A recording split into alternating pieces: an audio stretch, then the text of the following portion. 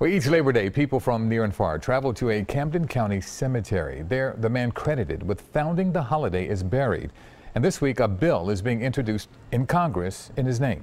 Eyewitness News reporter Alexandria Hoff explains from Pennsauken. In the rear of a quiet South Jersey cemetery, there's a statue of a man who spent his life making a whole lot of noise. He was a radical, robust, red-haired rabble-rouser. Born in New York in 1852, Peter J. McGuire was a key founder of the two largest trade unions in the country, what is now the AFL-CIO and the United Brotherhood of Carpenters.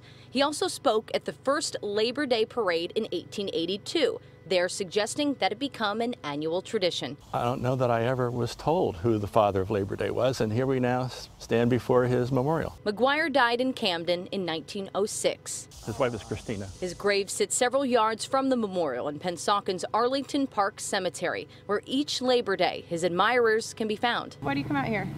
Well, Sharon and I typically come out on Labor Day just to stop by and pay our respects.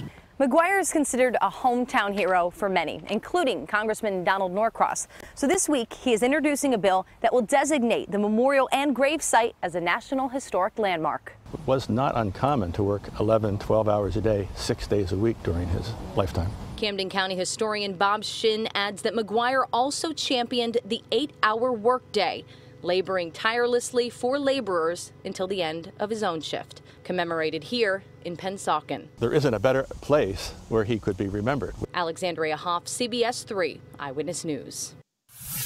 And what would Labor Day be without a little food? The grills were fired up at the Belmont Plateau as people gathered for a holiday cookout. The Plateau, that's where everybody goes. I think that's what Will Smith said in summertime. People enjoying their day off with food, friends, and family.